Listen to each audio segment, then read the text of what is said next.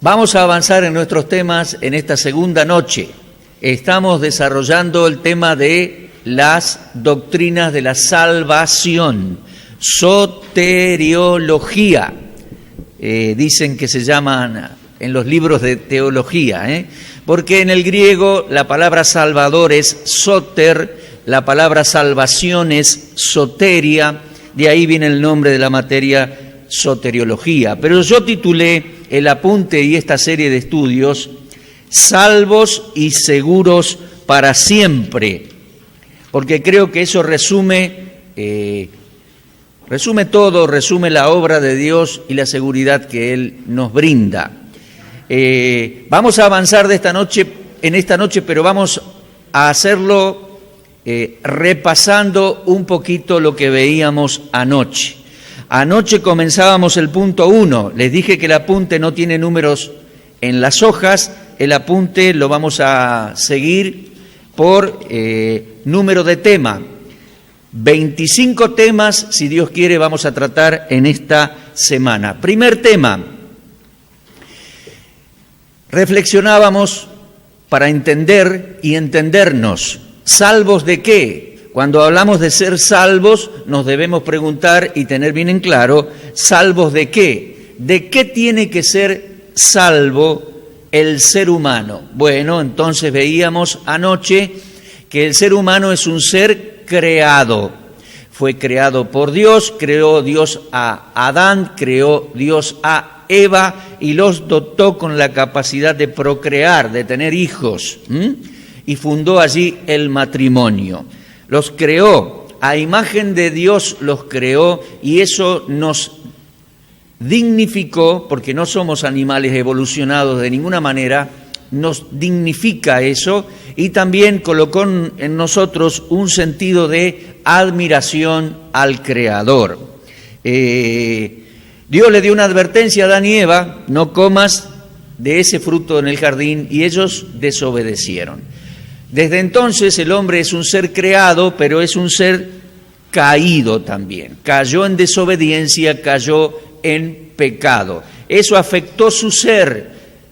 Desde entonces Adán y Eva comenzaron a tener culpas, vergüenzas, miedos, reproches. Se comenzaron a echar la culpa unos a otros, como nosotros hacemos hoy. Se corrompió su interior. Y murieron espiritualmente como Dios les había dicho, porque ese día Dios los echó del jardín y quedaron destituidos de la gloria de Dios. Desde ellos venimos a través de los siglos y llegamos y somos nosotros, sus tataranietos somos, y nacimos aquí fuera de la presencia de Dios y heridos por el pecado. Antes de echarlos del jardín definitivamente, Dios le dijo a Adán, regresarás al polvo de la tierra, porque polvo eres y al polvo volverás. Es decir, has de morir físicamente también.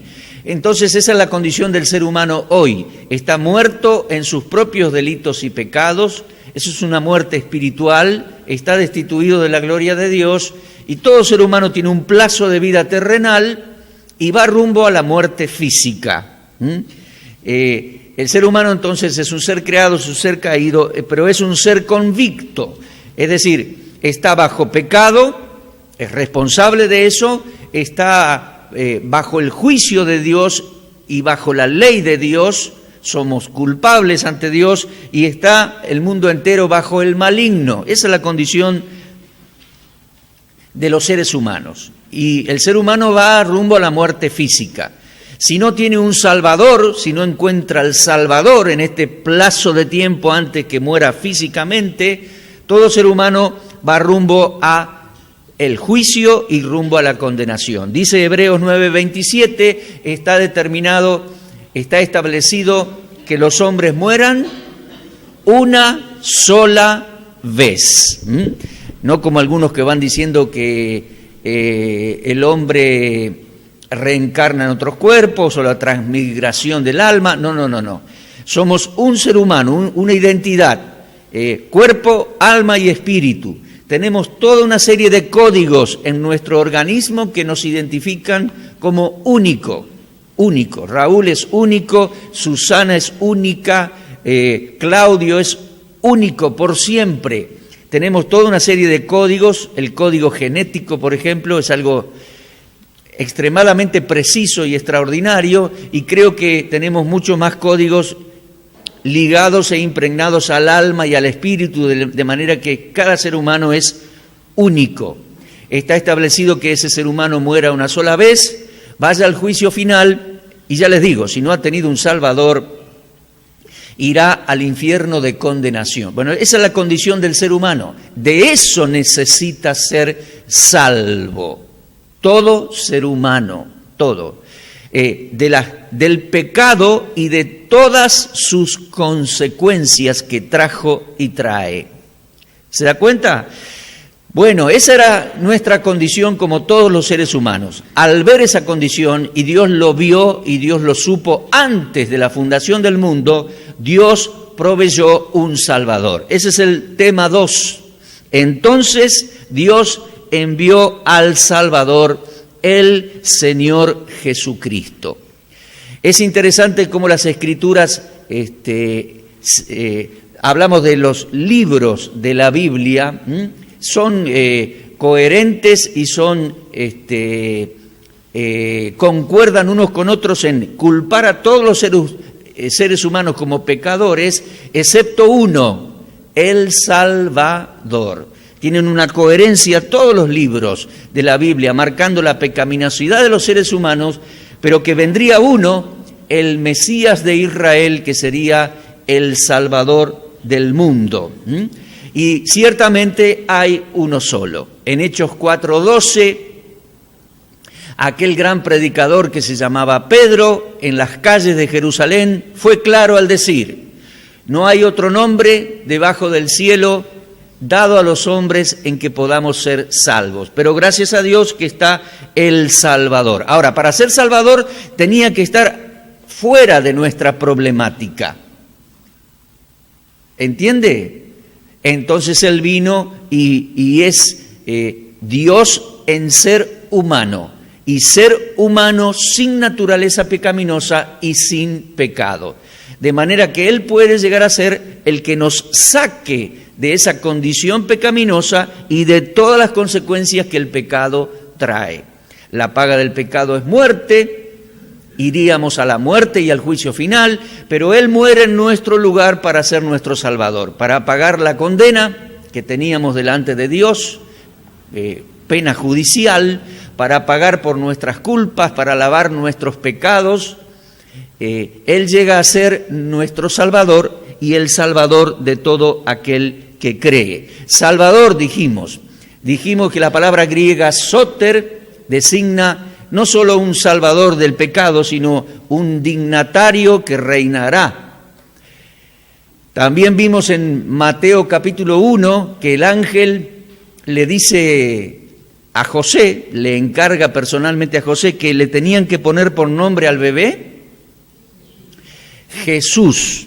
En el hebreo es Yeshua, Jehová salva. ¿Por qué? Porque Él en primera instancia salvaría a su pueblo de sus pecados.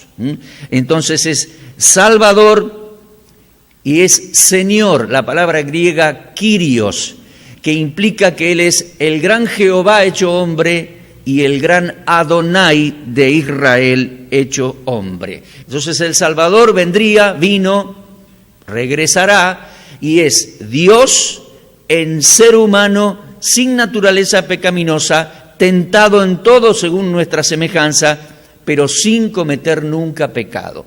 De manera que llegó hasta la cruz como Cordero de Dios, Cordero impecable que quita y quitó el pecado del mundo.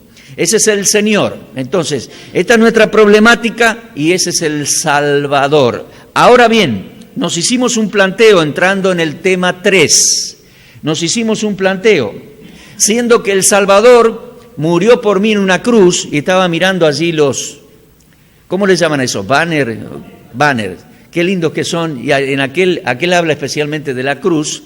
El Salvador viene y muere en la cruz por nosotros, muere en la cruz por mí, muere en las afueras de Jerusalén y muere hace más de 20 siglos en la cruz por mí. Ahora, ¿cómo me iba a enterar yo viviendo hoy, en el siglo XXI, viviendo en la lejanísima Argentina? Porque nuestra Patagonia es el extremo del mundo, desde centralizando todo en Jerusalén, nuestra Argentina y nuestra Patagonia es el extremo del mundo. ¿Cómo me iba a enterar yo que el Salvador pagó por mis pecados? Incluso no solo murió por mis pecados, sino que fue sepultado su cuerpo, al tercer día resucitó de entre los muertos, les explicó las Escrituras a sus muchachos por varios días, y a los 40 días de haber resucitado, fue elevado desde el Monte de los Olivos y fue llevado al cielo. Allí mismo regresará para reinar. ¿Cómo me iba a enterar yo de que Él murió por mí, que Dios me ama? Bueno, Dios implementó, el Señor fue el que impulsó este gran movimiento de la predicación del Evangelio. Y ese es el punto 3, el Evangelio de Dios. La gran noticia. Él le dijo a los muchachos en Lucas 24, así fue necesario que el Cristo padeciera, que el Mesías padeciera y muriera sacrificialmente como murió, y que resucitara de acuerdo a la ley, los profetas y los salmos. Ahora vayan a las naciones, les dijo él en Lucas 24, 46 al 48, vayan a las naciones y anuncien arrepentimiento y perdón de pecados en su nombre. Bueno, esa fue la iniciativa de Dios, la iniciativa del Señor, ir y anunciarlo. Primero estuvieron un tiempo en Jerusalén y Israel predicando solo a judíos, y después comenzó el gran movimiento de llevar el Evangelio hasta lo último de la tierra, como el Señor había dicho. Me seréis testigos en Jerusalén, Judea, Samaria y hasta lo último de la tierra, y aquí estamos nosotros 21 siglos después. Es por el Evangelio, la predicación del Evangelio y la enseñanza de la palabra de Dios escrita. La palabra de la ley de Moisés, la palabra de los profetas judíos y la palabra de los salmos judíos y la palabra de los apóstoles y colaboradores en la escritura del Nuevo Testamento, que a propósito también todos los escritores de los libros del Antiguo y Nuevo Testamento fueron hombres judíos. Se discute un poquito acerca de Lucas, que era doctor en medicina y tenía preparación griega, pero creemos que era de familia, de sangre judía, Lucas también. Entonces, ese es el emprendimiento del Señor. Vayan a las naciones y anuncien el Evangelio. Dijimos, palabra griega, evangelio, ¿qué significa? Muy buena noticia, gran noticia. El Señor, y ahí está resumida la noticia tiene contenido. Y tiene que tener un contenido exacto, es decir, no se tiene que deformar, la gran noticia que se comunica al mundo no se tiene que deformar, obviamente. Y aquí está el contenido en 1 Corintios 15, del 1 al 11, vimos anoche esos 9 puntos. El Evangelio y la salvación se centralizan en el Mesías de Israel, Cristo el Señor. Número 1. Número 2, murió, no por accidente, ni por enfermedad, No, murió por una causa, murió por nuestros pecados. ¿Qué significa? Murió cargando la culpa legal y la culpa de nuestros pecados.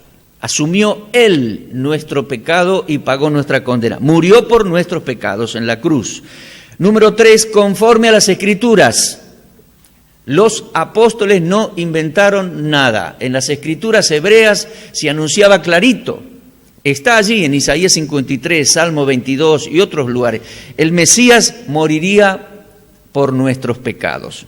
Conforme a las Escrituras hebreas. Fue sepultado y resucitó también conforme a las Escrituras hebreas. Porque Isaías 53 habla de su sepultura y el Salmo 16 habla proféticamente lo anunciaba, su resurrección.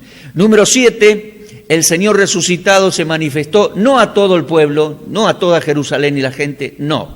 Se manifestó a sus discípulos, a sus 11 discípulos y además mujeres y hombres del grupo.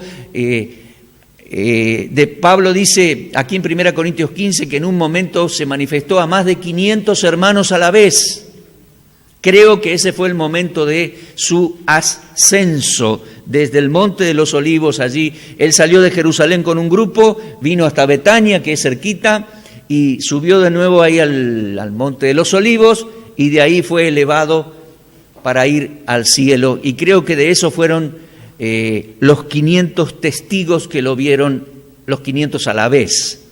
Entonces, este evangelio está atestiguado por testigos presenciales de todo lo que pasó.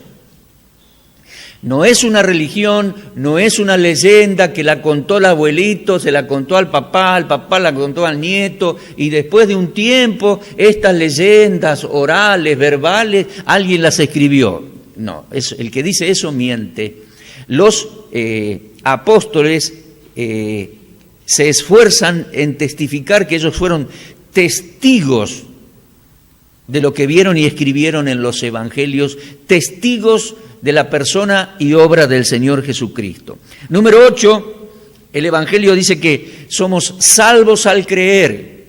El que en Él cree y confía lo hace propio al Señor, propio Salvador, es salvo, y el que es salvo una vez es salvo para siempre. Y número 9, así predicamos y así habéis creído, dice Pablo. Pablo hace notar que él predicaba el mismo evangelio que predicaron los otros apóstoles, y él predicaba el mismo evangelio en todos los lugares a donde iba. Y después de 21 siglos, nosotros debemos creer y predicar de la misma manera. Así creímos y así debemos continuar predicando el mismo evangelio. Tenemos que cuidar de que no se distorsione el contenido. Ese es el proceso que se originó en el mismo corazón de Dios, hermanos. Y pasa por la cruz de Jerusalén, pasa por la historia, pasa por la predicación del evangelio y llegó a mí, y llegó a ti, llegó a usted aquí, en Córdoba, en Buenos Aires, donde sea. Yo recibí a Cristo como mi Salvador personal en 1978 en la ciudad de Zárate, provincia de Buenos Aires. Ahí el Señor me llevó el Evangelio por sus siervos y ahí yo creí. Me costó creer porque estaba en una religión donde yo tenía que cumplir un montón de cosas para lograr o tratar de lograr un día ser salvos. Y cuando me presentaron el Evangelio, yo no lo podía creer que era por la gracia de Dios por medio de la fe. Entonces leí bastante. Yo tenía 21 años en el 78 y leí bastante, leí el Nuevo Testamento, leí libros que me prestaron y comprendí realmente a la luz de las Escrituras el Evangelio de Dios y creí en Cristo como mi Salvador, confié en Él y le recibí como mi Salvador personal. Pero este proceso de la salvación nace en el corazón de Dios, comienza en el corazón de Dios. Este emprendimiento de la salvación y de llevar el Evangelio cruzando los continentes, los siglos, para que me llegue a mí, para que llegue hoy a otras personas. Es el proceso que se originó en el mismo corazón de Dios. Ahora, en ese proceso vamos a estudiar el punto 4 en esta noche. Fíjese el punto 4. Es por la gracia de Dios que vamos a predicar a otros y vamos a predicarle arrepentimiento y perdón de pecado, como dice Lucas 24, y vamos a guiar a la persona a la fe salvadora. Ahí está. Yo quiero que prestemos atención a estas tres palabras: gracia, arrepentimiento y fe. Hacen a la temática de la soteriología, a la temática de la salvación, y tenemos que tener conceptos claros de las palabras. Hermanos, yo quiero que cuando pase esta semana, usted termine el curso, tenga conceptos claros, sepa qué es el Evangelio, qué es gracia, qué es arrepentimiento, qué es fe salvadora, que es justificación, redención, propiciación, perdón. Porque si no estudiamos el tema nos parecen todas palabras sinónimos.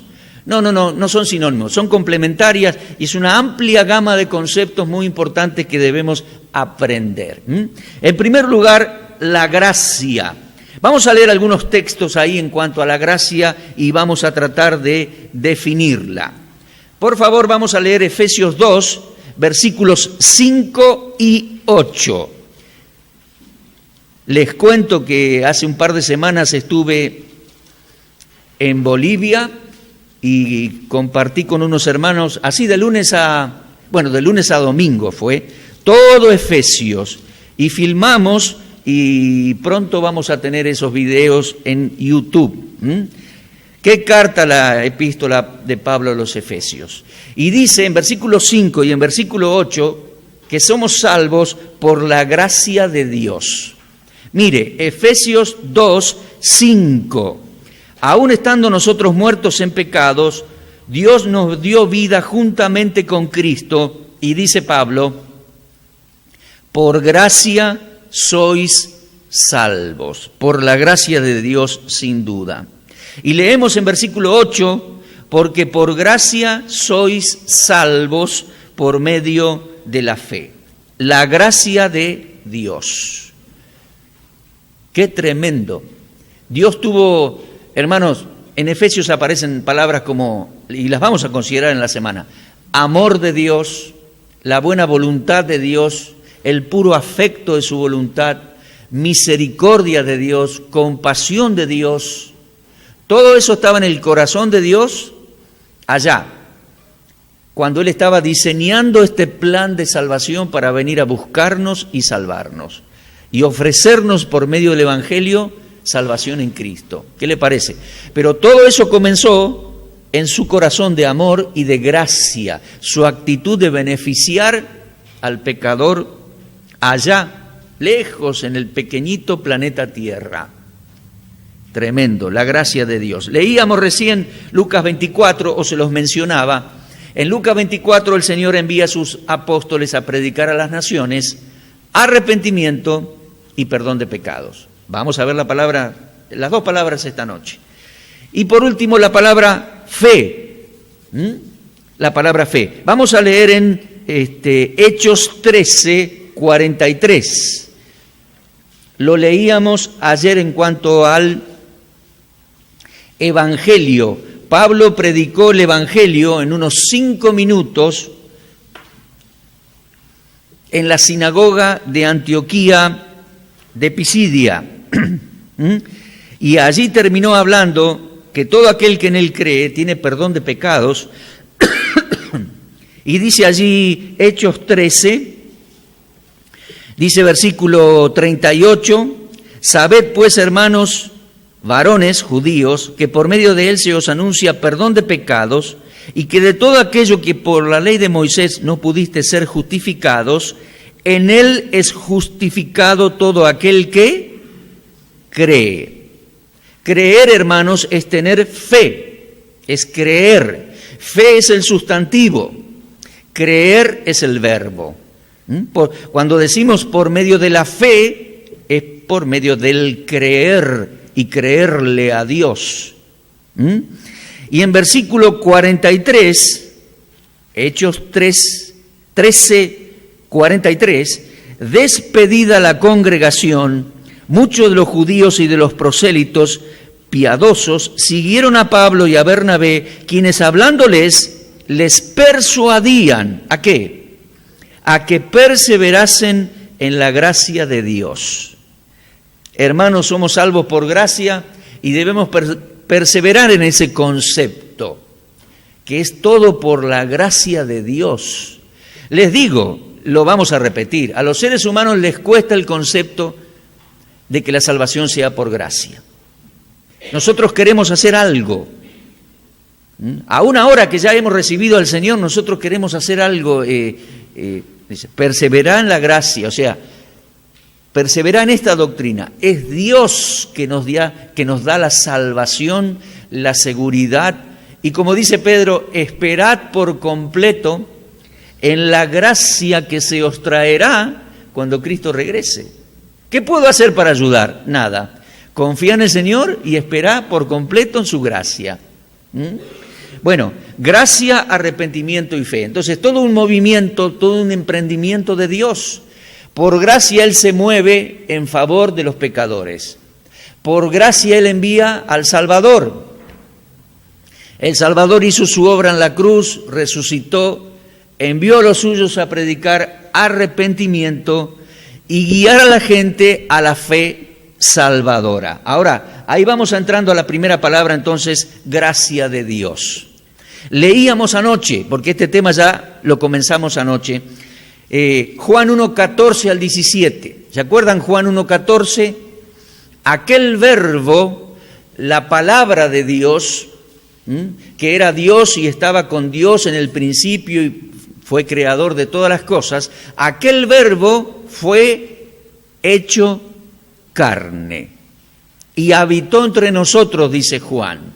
En principio la aplicación, el significado ajustado de la situación es que habitó entre los judíos, entre nosotros, dice Juan, pero habitó en medio de toda la humanidad porque se hizo ser humano, se hizo miembro de la familia de la humanidad.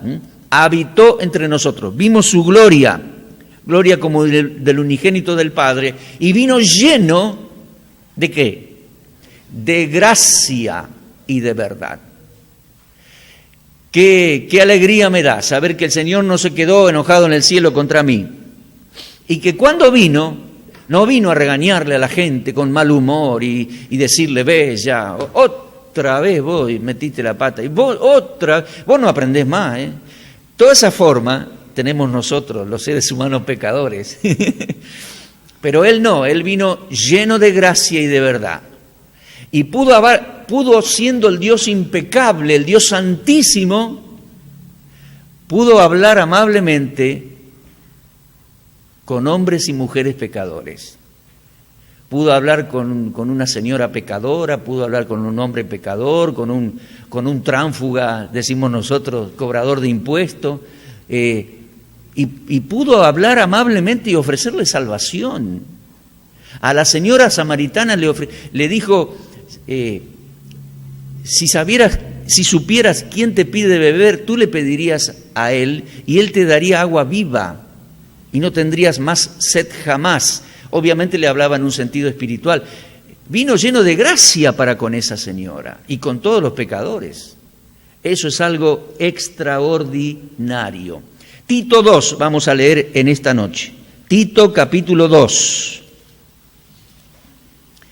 Tito capítulo 2, y ahí tenemos desde versículo 11.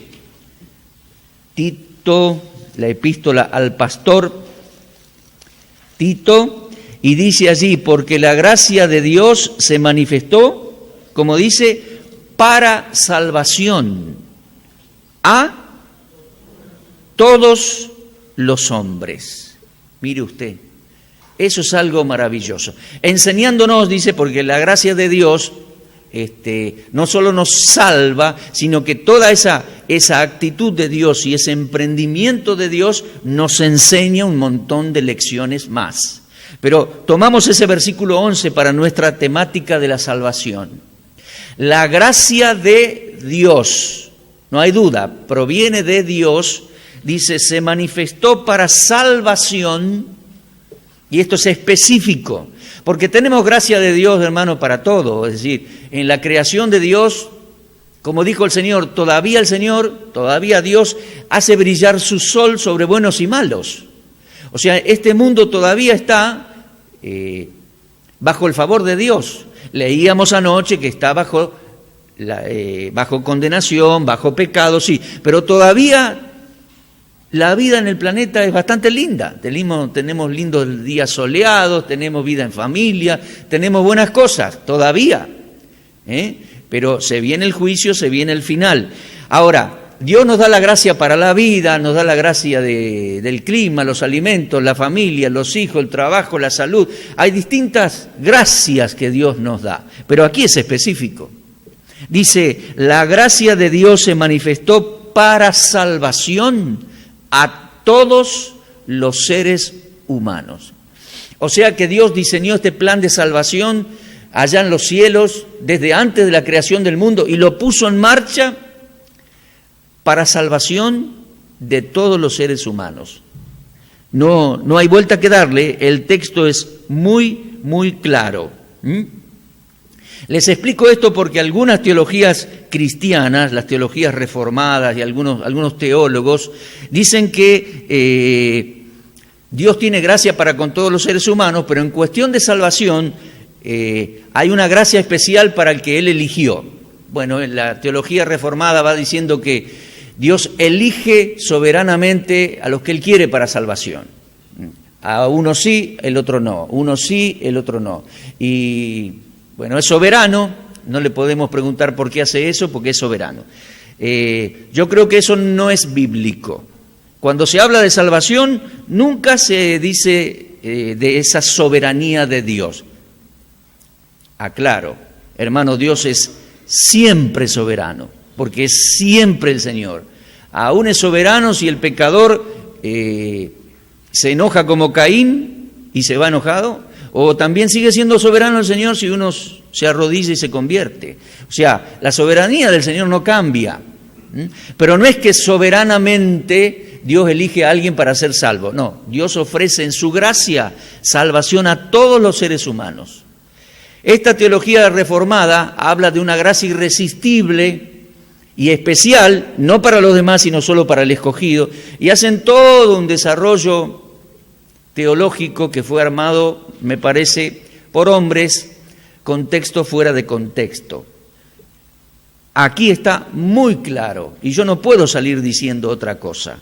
La gracia de Dios se ha manifestado para salvación a todos los hombres. O sea, por lo tanto, la gracia de Dios para salvación no es una gracia irresistible para alguien que fue elegido, y ese elegido no va a resistir a Dios, va a venir y se va a convertir y va a ser salvo por la gracia irresistible. No, eso es una distorsión, es un concepto distorsionado con texto fuera de contexto. Aquí tenemos que el texto inspirado por el Espíritu Santo nos dice clarito: la gracia de Dios para salvación se ha manifestado para salvación a todos los seres humanos. De hecho, Dios proveyó el Salvador para todos y quiere que el Evangelio y la salvación llegue a ser ofrecida a todos. Está muy clarito acá, ¿no? Incluso en Hebreos, lo vamos a ver, pero lo cito de paso, en Hebreos dice que por la gracia de Dios el Señor Jesucristo gustó la muerte por todos, por la gracia de Dios, por la gracia de Dios. Bueno, estamos hablando de la palabra griega charis. Mire, en el apunte allá arriba, desarrollando el punto 4, dice palabra griega charis, gracia. ¿Qué es? Anoche veíamos, es el favor inmerecido de Dios para con los seres humanos. Dios podría habernos juzgado, destruido, y era justo. Pero tuvo compasión, tuvo amor, tuvo gracia. Entonces, es el favor inmerecido, de parte nuestra, favor de Dios para con el ser humano.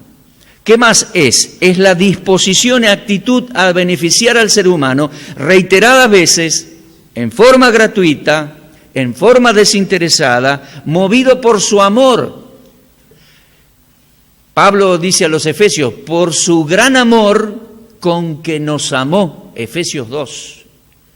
Y el Señor Jesucristo decía, porque de tal manera, mire esa expresión, como diciendo, no hay forma de decirlo, es tan grandioso, de tal manera Dios amó a los seres humanos, ese es al mundo, que dio a su Hijo unigénito. ¿Para qué? Para que todo aquel, es para que lleguen a oír todos, y para que todo aquel que en Él cree no se pierda, sino que tenga vida eterna.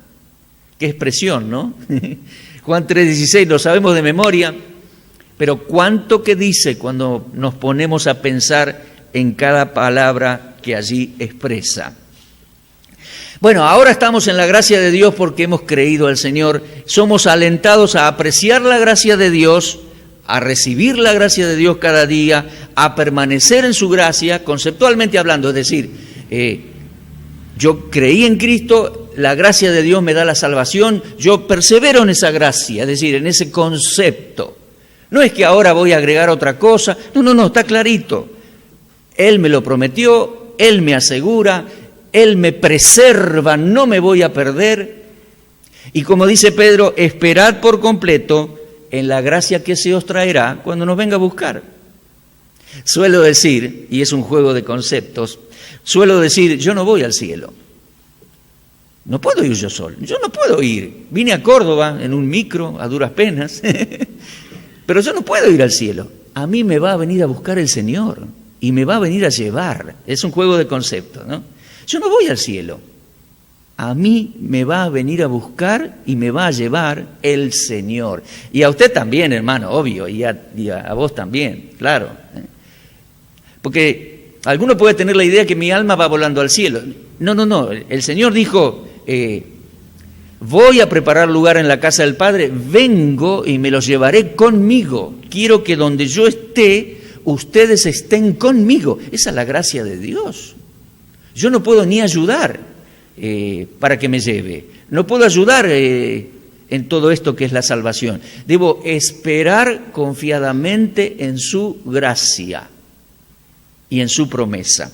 Bueno, esa es la gracia de Dios. Se ofrece gracia al pecador.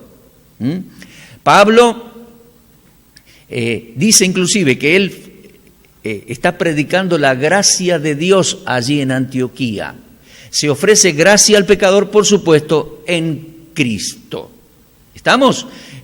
Una de las cosas sobresalientes en la epístola a los Efesios es la cantidad de veces que Pablo dice en Cristo, en Él, por medio de Él, con Él, en Él, en Él.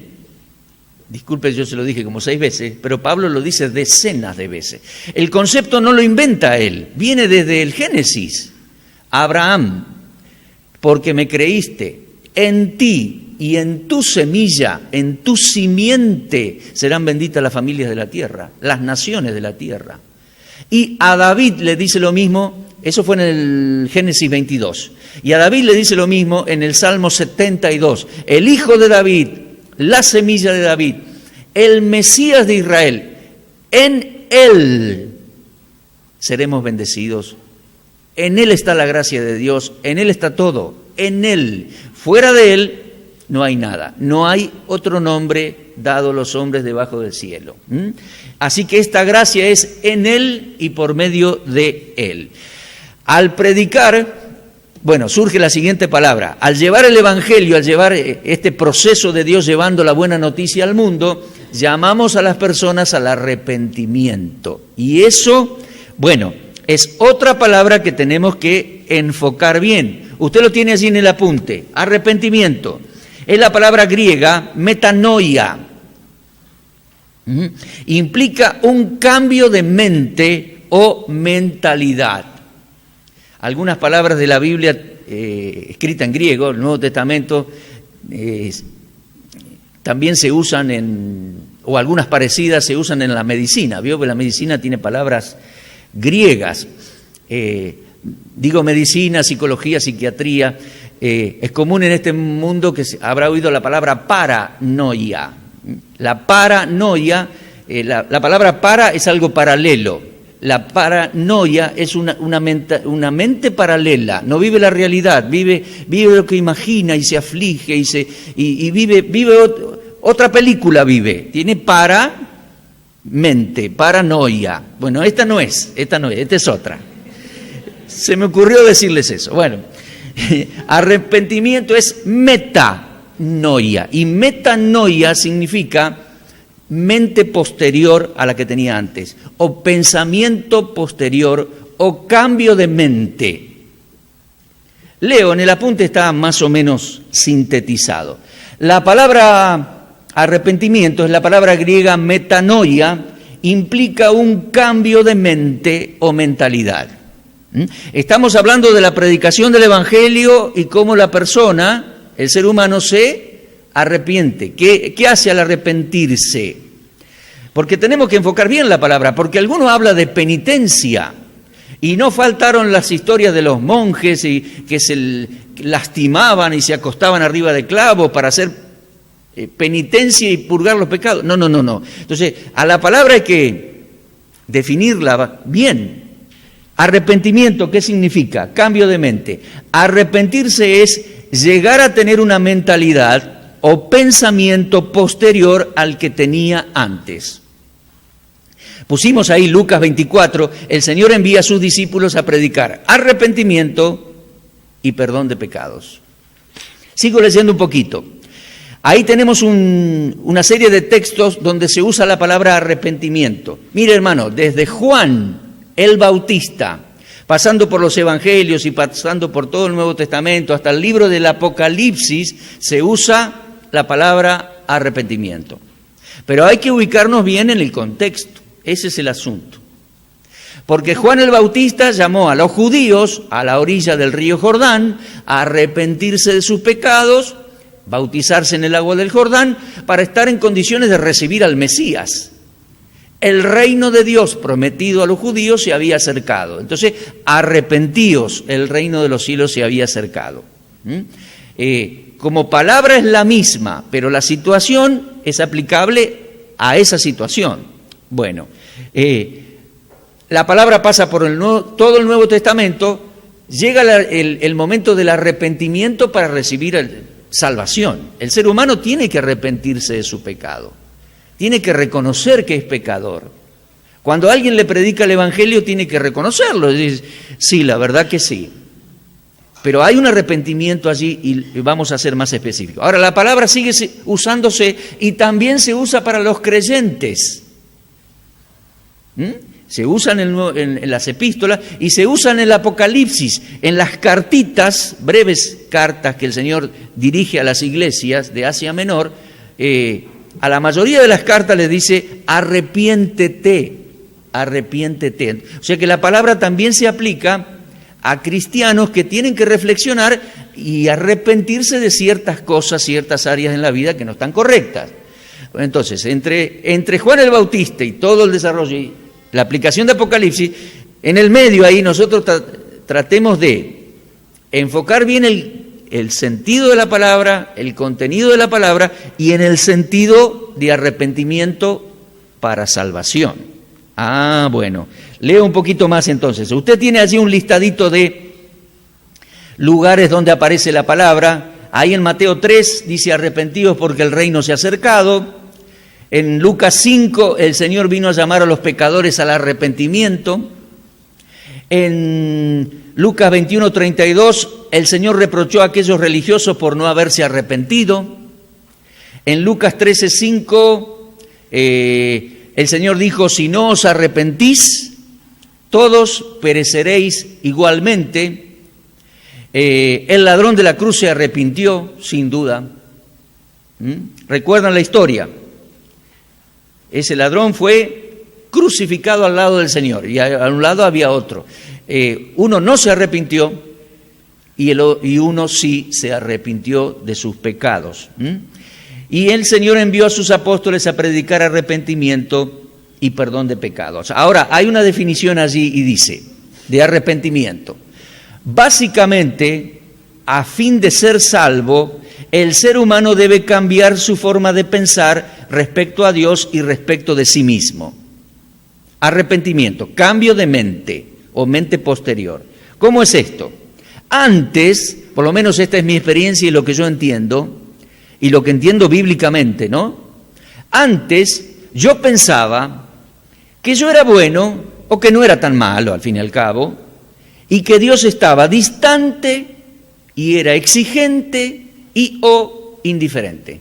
Eso es lo que yo pensaba antes. Creo que mucha gente piensa así. Por eso se tienen que arrepentir. Mucha gente piensa, no soy tan malo, bueno, todos somos pecadores, pero soy una persona buena, no soy tan malo como este otro fulano, el asesino de la tele. Entonces va a pensar, ¿y Dios? Y Dios si existe, está distante, está lejos, así. El común de la gente, o mucha gente piensa así. ¿Qué tiene que hacer? Por la predicación de la palabra tiene que arrepentirse, tiene que reflexionar y llegar a cambiar su manera de pensar. Leo, oyendo la palabra predicada, me arrepentí. Es decir, reconocí que yo era un pecador perdido y que Dios me amaba y no estaba distante, había enviado el Salvador. No estaba indiferente conmigo, había enviado el Salvador. Entonces, por la predicación del Evangelio, se llama a la persona al arrepentimiento. ¿Y qué es el arrepentimiento? Es un cambio de mentalidad que llega a reconocer delante de Dios su pecado. Antes pensaba que yo era bueno o que no era tan malo y que Dios estaba lejos y era indiferente. Ahora oí el Evangelio, me arrepiento. Entonces reconozco que soy un pecador y entiendo y reconozco y creo que Dios no quedó distante. Porque me ama, envió al Salvador. Entonces, esta persona, yo, usted, se arrepintió, me arrepentí. Ese sería un arrepentimiento básico necesario para ser salvo, para recibir al Salvador. ¿Se da cuenta? Y lo produce la prédica de la palabra, lo produce la predicación del Evangelio. Por eso es tan importante que nosotros prediquemos, pero también enseñemos y regalemos Evangelio de Juan y recomendemos que la gente oiga y oiga la radio y lea y venga y mire un video en YouTube, etc. Porque la predicación del Evangelio va produciendo este arrepentimiento en la gente. Llega un momento que la persona se arrepiente y recibe al Salvador. Entonces, gracia, arrepentimiento, fe salvadora. Ahí vamos entonces, fe salvadora. Ahí avanzamos. Ahora avanzamos a la palabra fe. Pero hay distintos aspectos de fe, hermanos. Yo puedo tener fe que Dios me va a proveer cierta cosa que necesito, la salud me va a proveer. Tengo fe, espero en Dios para distintas áreas de la vida. Pero aquí enfocamos sobre la fe salvadora. Y hermanos, muchas veces el Señor llamó a las personas a creerle. Eso es fe. Repito, el sustantivo es fe, el verbo es creer. ¿De acuerdo? Vamos a leer unos textos y vamos a prestar atención cómo el Señor le hablaba a la gente y le decía, créeme, créeme, cree en el Padre, créeme. Juan 5, mire Juan 5, 24. Juan 5, 24. De cierto os digo, el que oye mi palabra y cree al que me envió, tiene vida eterna. Y no vendrá a condenación, mas ha pasado de muerte a vida. Mire eso. De cierto os digo. No es un castellano muy popular ese. Es como decir, de verdad te digo, escúchame.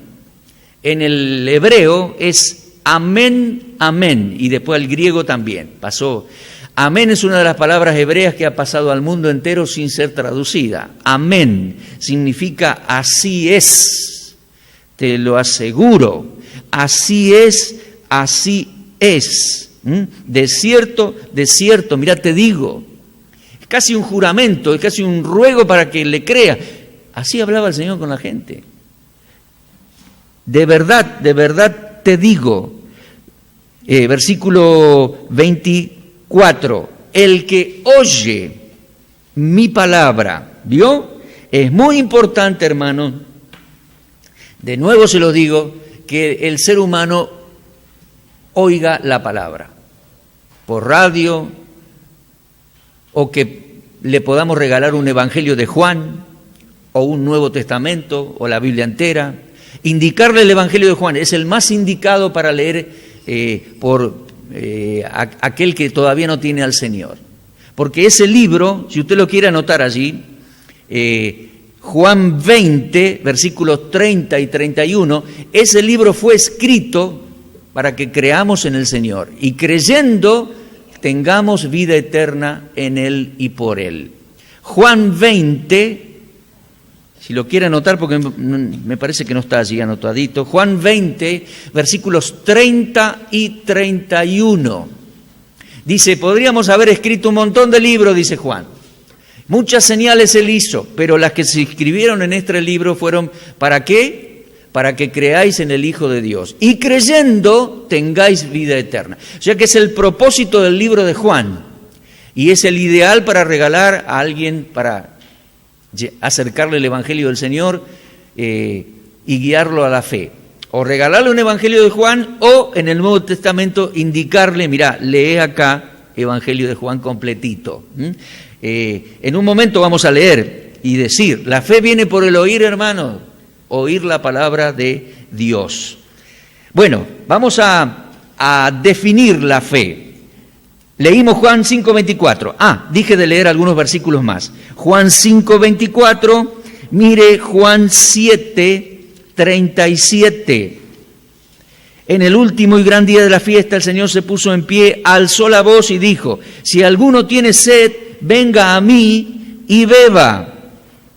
El que cree en mí, como dice la Escritura, de su interior correrán ríos de agua viva. Mire, el que cree, el Señor llamaba a la gente a que creyesen en Él y en el Padre que le envió. Mire por favor Juan 11, 25 y 26 y 27. Mire eso. Lázaro había muerto. Las hermanas estaban llorando. El Señor vino, habla con Marta y le dice, versículo 25, Marta, yo soy la resurrección y la vida. El que cree en mí, aunque esté muerto, vivirá. Y todo aquel que vive ahora y cree en mí, no morirá eternamente. Va a pasar por la muerte física, el funeral y el sepelio y todo eso, bastante feo. Pero dice, todo aquel que vive y cree en mí, no morirá eternamente. ¿Crees esto, Marta? Y Marta le dice en versículo 27, sí, Señor. Yo he creído que tú eres el Cristo, el Hijo de Dios que has venido al mundo. ¡Qué bien, Marta! ¡Qué gran mujer de fe! ¡Qué gran mujer judía de fe! Sí, Señor, yo creo en ti. Tú eres el Cristo, el Salvador. ¡Qué bien! ¿Eh? Con esa misma certeza nosotros tenemos que creer en el Señor. En un tema y en un drama tan especial, cuando se muere ahí en medio del velatorio, el funeral, horas y días tan tristes, que podamos tener siempre la misma convicción. Sí, Señor. ¿Crees esto? Sí, Señor. Creerle a Él. Y como dice Efesios 2:8, por gracia sois salvos por medio de la fe. Bueno, tratamos de definir la fe. Y ya les digo, fe salvadora, porque este es nuestro tema. Ahí está anotadito. Fe es certeza, certidumbre, convicción y confianza. Súmele las 4 palabras. Lo leo de nuevo. Fe es certeza, certidumbre, convicción de la mano de confianza en la palabra y la persona que expresa o anuncia algo. Eso es fe, fe bíblica, fe para salvación. Estamos tratando de definir. Fe es creerle. De esa manera le creo, dice. En el caso de fe para salvación, llego a tener certeza y certidumbre de que los hechos históricos que atañen al Evangelio son así. Certeza, certidumbre. Él murió en la cruz, fue por mí. Tengo certeza. Llego a tener convicción de que proviene del fiel Señor y que es bueno para mí. Convicción. Y entonces deposito mi confianza en Dios y en el Salvador seguro. Lo hago mío lo hago mío, me lo apropio, es mía la salvación. ¿Se da cuenta? Eso es fe salvadora. Llevo años tratando de definir todo ese parrafito, a veces le he agregado más, a veces le he borrado un poquito. No es fácil definir la fe y la fe salvadora, pero creo que más o menos nos ayuda esta frase, este concepto. La fe salvadora es certeza, certidumbre, convicción y confianza. Certeza y certidumbre que el Señor es el Mesías, es el Salvador. Y miro para allá por donde está la cruz en ese hermoso afiche ahí. Es el Salvador, murió, tengo certeza y convicción. Ahora falta un poquito. Tengo que tener convicción que es para mí y tengo que tener confianza que Él me dice, créeme, yo le creo, le digo, te creo, Señor, y lo hago mío. Te creo y espero en ti con confianza. ¿Vio? Los dos primeros puntos no alcanzan. Mire, fe es certeza y certidumbre. Certeza de que Él es el Mesías, certeza de que murió, certidumbre de que sí, es el Salvador del mundo. Hasta ahí, hasta los demonios creen, pero no son salvos. ¿Oyó? Certeza y certidumbre. Él es el Salvador, murió en la cruz, en Jerusalén, resucitó, hasta ahí. Certeza y certidumbre. Pero tiene que ser un poquito más. Tengo que tener convicción de que es para mí y me hace bien a mí y confianza. Confío en Él, que por su palabra escrita me ofrece salvación y seguridad, y digo, Señor, sí, te creo, es para mí. Tú eres con certeza el Salvador, tú eres con certidumbre exacto, moriste en la cruz de acuerdo a los profetas, y entiendo que es para mí, es mi convicción y confío en ti, te recibo como mi Salvador personal. Eso es fe salvadora. Ahora, vamos a ver, estamos bastante bien con el tiempo, vamos a ver 5 puntos, ahí ustedes lo tienen anotaditos, en cuanto a las fuentes de la fe. ¿Cómo se genera la fe? ¿Cómo nace, cómo brota, si podemos usar esas palabras, la fe salvadora en un ser humano? Bueno, hermanos, creo que es por la predicación del Evangelio, y por la palabra, y por algunos puntos que vamos a ver acá. Es importante aclarar esto, porque vuelvo a abrir otro paréntesis más, pequeñito. La teología reformada dice que como Dios elige personas para ser salvos, a esos que eligió les da fe y a los otros no les da fe. O sea que la fe es como un regalo de Dios, un don de Dios especial para el que Él eligió. Bueno, yo vuelvo a decir, yo creo que la Biblia no dice eso. La fe brota en nosotros y es una responsabilidad nuestra. Y vamos a ver los 5 puntos de la fuente de la fe. Dice ahí, número 1, clarito está en Romanos 10:17. La fe viene por el oír, y el oír la palabra de Dios. Romanos 10:17. Y usted puede leer, y qué lindo es, todo el capítulo 10 de Romanos.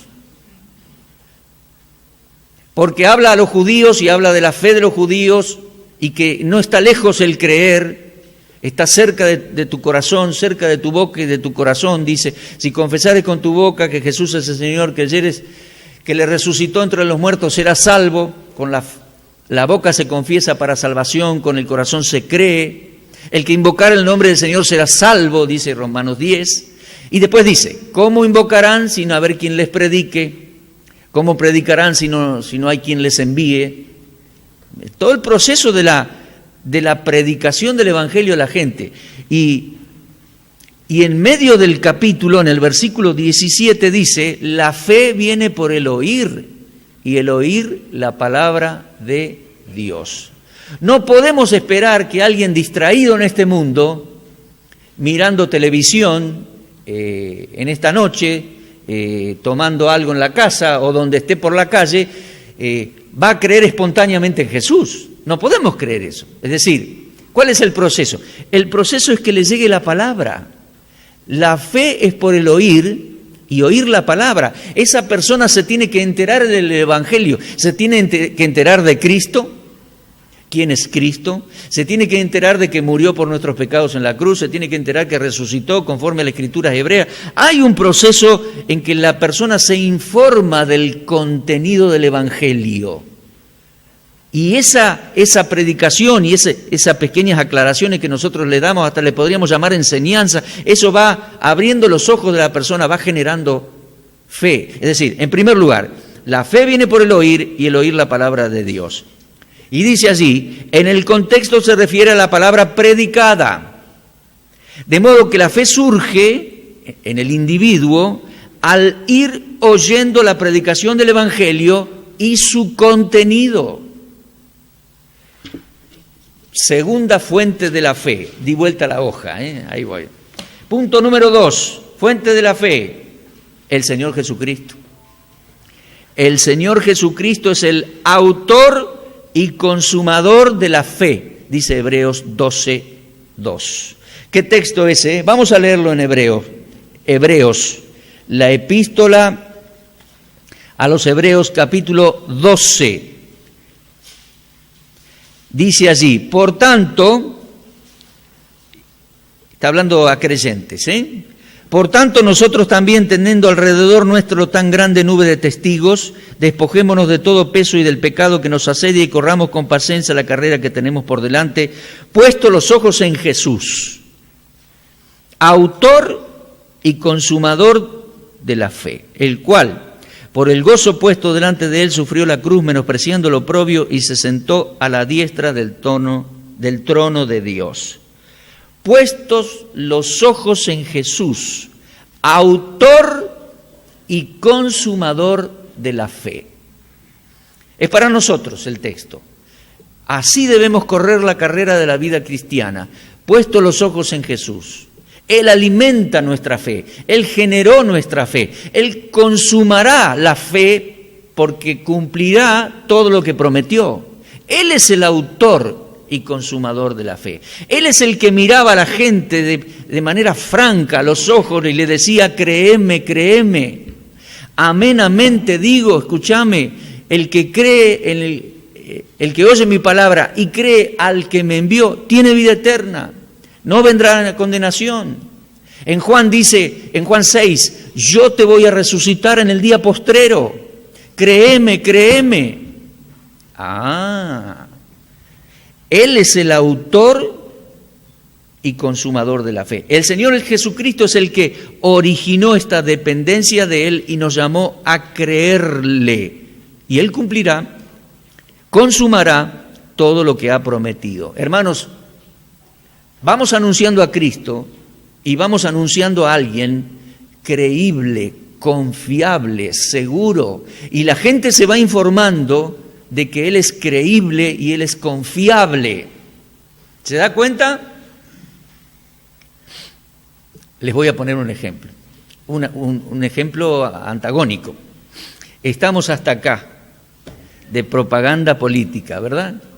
Creo que en pocas horas, en pocos días termina y el domingo elegimos presidente. Bueno, estamos hasta acá. ¿Y qué decimos de los políticos? Que se los ve como pocos confiables. En general. Se los ve como poco confiables porque hablan y no cumplen. ¿Está? Eso es un ejemplo antagónico. El Señor es el autor y consumador de la fe, porque Él es creíble, es confiable, es seguro, es franco. Todavía leemos su palabra y nos mira a los ojos y nos dice, amén, amén, créeme. Mirá, el que en mí cree tiene vida eterna y yo te resucitaré en el día postrero.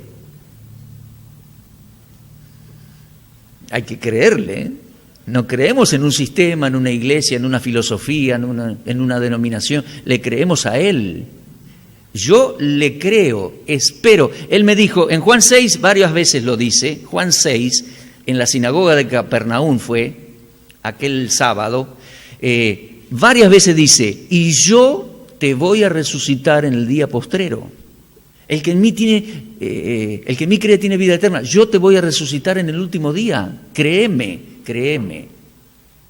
Entonces la fe, ¿cómo viene? La fe, número 1, viene por el oír y el oír la palabra. Número 2, Jesús es el autor y consumador de la fe. Número 3, el Señor alentó a las personas a tener fe y a ejercer fe en Él. Es lo que estaba diciendo recién. Te alentaba a tener fe.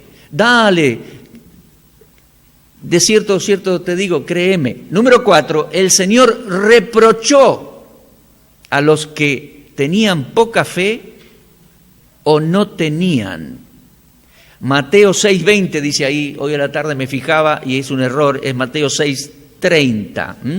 Lucas 12:28. El Señor habló reprochando a los que tenían poca fe. Hombre de poca fe, ¿por qué dudaste? Y el Señor, número 5, alabó a los que le creyeron, a los que ejercieron fe en Él. En Mateo 8, 10 y 13, vamos a buscarlo. Mateo 8, 10, el Señor alaba a un hombre que le cree y recurre a Él, y no era judío el hombre. Mire 8, 13. Entonces Jesús dijo al centurión, ve, como creíste, te sea hecho, y su criado fue sanado en aquella misma hora. Mire versículo 10. Al oírlo Jesús se maravilló y dijo a los que le seguían, de cierto les digo, ni aun en Israel he hallado tanta fe. Porque, versículo 11, os digo que vendrán muchos del oriente y del occidente y se sentarán con Abraham, Isaac, Jacob en el reino, mas algunos hijos del reino serán echados fuera. ¿Qué estaba diciendo aquí? Algunos judíos que no me crean serán exceptuados del reino, pero gentiles, como ese romano que vino y le creyó, serán recibidos en el reino. Y alababa la fe de este hombre. Entonces, esa es la forma en que nace la fe en una persona, hermano, y crece la fe. Y la fe se sostiene, es como una llamita, que hay que hacerle vientito para que arda más. El Señor reprochó cuando teníamos poca, nos alaba cuando tenemos un ejercicio de fe. Así es la fe, hermano. Viene por el oír la palabra. Número 2, el Señor es el autor y consumador de la fe. Número 3, el Señor alentó a los hombres a tener fe en Él. Número 4, reprochó a los que no tenían o tenían poca fe. Ahora, hermano, piense, un nuevo paréntesis. Si la fe fuese un don, como dicen los teólogos reformados, que Dios al elegido le da fe y al que no es elegido no le da fe para ser salvo, si fuese un don así, si fuese un regalo, el Señor con este lenguaje hubiera sido un hipócrita. Porque Él llamaba a la gente a creerle, créeme. He aquí alguien me creyó, he hallado en Él fe, como no la hallé entre los judíos, ¡qué bien! Y otro dice, pero ¿por qué no creíste, hombre de poca fe? Todo ese lenguaje habría sido hipócrita si Dios le diera la fe a uno y al otro no se la diera. ¿Lo comprende? Cierro el paréntesis. Yo entiendo bíblicamente, número 1, la fe viene por el oír y el oír la palabra. Y la palabra predicada y la palabra leída, y hay que llevarle a la gente la palabra, el evangelio, el contenido del evangelio. Hay que ayudar a la gente a comprender el contenido del evangelio y hay que ayudar a la persona a guiarlo a la fe salvadora. ¿Entiende? Número 1, el Señor es el autor y consumador de la fe. Él alentó a los de poca fe, Él reprochó a los que no la tenían. Él alabó al hombre que manifestó creerle. De esa manera, dice el apunte, de esa manera se produce y se genera la fe. Pues es la libre respuesta del hombre a la gracia y el amor de Dios. El hombre tiene la libre voluntad y capacidad de creer y recibir o desechar algo. El hombre tiene la capacidad de aceptar o rechazar. Dios no obliga a nadie. Dios ofrece salvación gratuitamente por su gracia, por su amor, por su bondad. Ofrece y anuncia y llama al arrepentimiento y llama a creer y llama a creerle. El Señor ya dice, si creéis al que me envió, créele al Padre. Este es un emprendimiento del Padre. Créele al Señor, murió por nuestros pecados. Así es. Yo creo que el hombre tiene la habilidad de poder llegar a creer, pero tenemos que ir y llevarle la palabra. A manera de aclaración, debemos decir que cuando en Efesios 2, 8 al 10 dice, ¿se acuerdan Efesios 2, 8, 9, 10? Lo vamos a decir de memoria. Y esto no de vosotros, pues es don de Dios, no por obras, para que nadie se gloríe, porque somos hechura suya, creados en Cristo Jesús, para ahora andar en buenas obras. Efesios 2, 8 dice, porque por gracia sois salvos por medio de la fe, y esto no de vosotros. Se discute. ¿A qué apunta ese esto? Esa palabra, esto es un pronombre demostrativo neutro. Esto no de vosotros. ¿A qué se refiere con esto? Bueno, los que saben griego explican que no se refiere ni a la gracia ni a la fe, porque esas dos palabras en griego son femeninas, como me parece que es en castellano, la gracia y la fe. Pero esto es un pronombre demostrativo neutro que viene hablando de lo anterior, es decir, el acto de la salvación de Dios o el proceso de la salvación de Dios. Esto, vuelvo al versículo 8, porque por gracia sois salvos. Ese es el hecho de ser salvos. Y ese hecho de ser salvos no de vosotros, no por mis méritos, no por mi acción, no por mi capacidad, no. Esto no de vosotros, sino que es don de Dios. No por obras personales, no por esfuerzos. La palabra griega obras es la palabra ergos. Ustedes sabrán, acá está lleno de facultades de medicina y de médicos, ¿no? ¿Qué es, cómo se llama ese estudio que se le hace a la persona cuando hace un esfuerzo en una bicicleta o lo que sea y le toman los controles? Se llama ergometría. Ahí está. La palabra griega. Metría es medir y ergo es esfuerzos. Es la palabra para obras en el griego acá. Ergometría, es decir, volvamos acá. Ergo, no por ergos, no por esfuerzos personales. No podemos ganar la salvación por esfuerzos personales, no por obras, para que nadie se gloríe. En Efesios 1, toda la gloria es para el Padre, para el Hijo y para el Espíritu Santo, en una doxología extraordinaria desde versículo 3 al 14. Y en Efesios 2 dice, no por obras para que nadie se gloríe. Toda la gloria es para Dios porque la salvación es obra de Dios. No por obras para que nadie se gloríe, porque somos hechura suya. Creados en Cristo. En Efesios se desarrolla el concepto, y Pablo lo repite en otros lados también, que somos nuevas criaturas. Hemos sido creados de nuevo en Cristo y todavía no terminó el proceso. Falta la redención, la transformación del cuerpo. Y dice, somos hechura suya. Esa palabra en el griego es poema suyo. Todavía está inconcluso el poema, pero seremos poema de Dios, o sea, una obra de arte de Dios. Ya como seres humanos somos una persona extraordinaria. Hablábamos del cuerpo, del alma, del espíritu, algo extraordinario. Imagínese, el pecado nos afectó, pero imagínese, seremos transformados a la imagen del Señor Jesucristo y seremos inmortales e inmarchitables, inmarcesibles, magníficos a la imagen del Señor. Cuando esté completo su proceso y su obra, seremos poema de Dios. No salvos solamente y dejados a media, un poquito salvos. No, nos llevará al cielo, a la gloria de Dios, seremos transformados y seremos poema de Dios. ¿Qué le parece? Algunas palabritas más y ya vamos al intervalo. ¿Tá? Algunas cositas más leemos y luego del intervalo arrancamos con el punto número 5, aunque ya lo hemos desarrollado bastante a esto del punto número 5. Cierro acá. Cierro con 2 o 3 cositas más y al regreso empezamos el punto 6.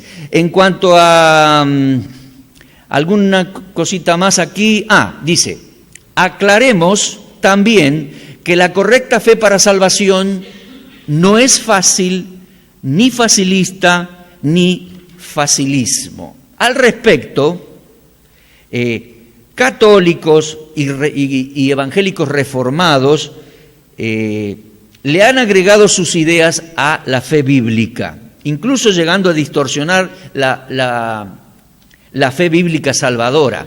Claro, tenemos parientes, yo he sido católico en mi infancia, que vienen y nos dicen, solo por la fe. Claro, eso es fácil, dice.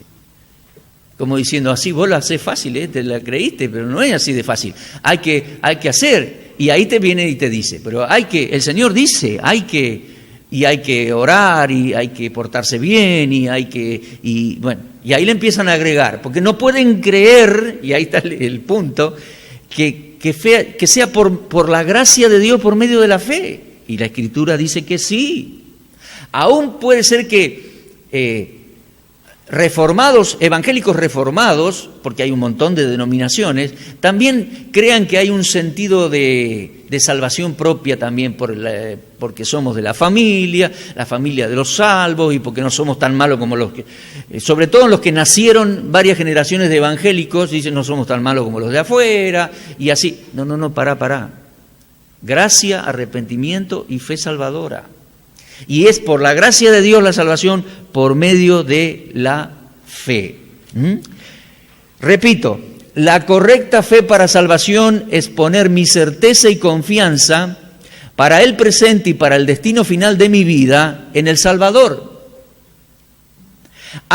Mire esto, reflexionemos esto. Yo pongo mi fe en el Salvador, el Señor Jesucristo, ¿no? Pero confío en alguien a quien todavía nunca vi, que vivió hace 20 siglos en Israel, que murió por mí allá en Medio Oriente, que dicen que resucitó y que va a volver a buscarme y llevarme a un estado glorioso en los cielos. Bueno, yo no le llamaría a eso fe facilista, pues yo puse mi vida en sus manos, es decir, yo le creo. ¿Se da cuenta? No es una fe facilista. ¿Qué es? Fe salvadora. Es fe salvadora. En Cristo el Salvador. Yo pongo mi confianza en Él. Primero, certeza, certidumbre, hechos, la geografía, la historia, la profecía, la historia. Certeza, certidumbre, convicción, es así, es justo, es santo, es perfecto, es bueno. Confianza, es para mí. Me lo ofrece a mí, yo lo acepto, lo recibí, creo, soy salvo para siempre, espero que me venga a buscar. Eso es fe salvadora. No es fácil, no es facilismo así, livianito. No, es una confianza y una certidumbre profunda. El punto siguiente creo que lo hemos explicado. Por gracia sois salvos por medio de la fe, no por obras. Hemos explicado Efesios 2, 8 y 9 y 10. Somos nueva criatura en Cristo. Efesios 2 habla de nuevo hombre, nueva calidad de ser humano. En gran medida ya lo somos, hermanos, y tenemos que vivir vidas dignas. Pero se completará ese poema de Dios cuando nos lleve a la gloria y seremos semejantes al Señor. Es por fe, por fe y no por obras. Algunos argumentan de que, y con esto nos vamos, busquen Romanos 4, por favor. Busquen Romanos 4. Algunos argumentan de que si es algo propio el desarrollar la fe, el creerle, es como que hay un mérito ahí.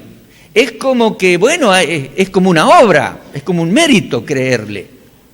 No, la verdad que no, hermano. Entienda bíblicamente el concepto y entienda bíblicamente que la fe y las obras siempre se presentan en la Escritura en oposición. Mire el argumento de Pablo en Romanos 4. Mire Romanos 4. ¿Qué pues diremos que halló Abraham nuestro padre según la carne? Porque si Abraham fue justificado por las obras, tendría de qué gloriarse, pero no para con Dios. Porque, ¿qué dice la Escritura? Creyó Abraham a Dios y le fue contado por justicia. Y dice, versículo 4, muy importante, Romanos 4:4. Pero al que obra, no se le cuenta el salario como una gracia, sino como una deuda. ¿Comprende eso? Si alguien obra, si alguien trabaja, hay que pagarle. Pero el salario no es contado como un regalo, como una gracia. El salario es contado como una deuda. Trabaja 20 días, un mes, y le adeudo el salario, hay que pagárselo. Más, versículo 5, más al que no obra, sino que cree en aquel que justifica al impío, su fe le es contada por justicia. Primero viene hablando de Abraham y después habla aquí que con nosotros sucede lo mismo. No se trata de una obra, se trata de que hemos creído. Es un contraste. La fe no es obra y la obra no es fe. Está contrastado aquí. El que no obra, sino que hemos creído al que justifica al impío, esa fe nos es contada por justicia. Dios nos justifica por la fe. Va a ser el tema de los puntos más adelante. ¿Se da cuenta? Entendámoslo bien entonces.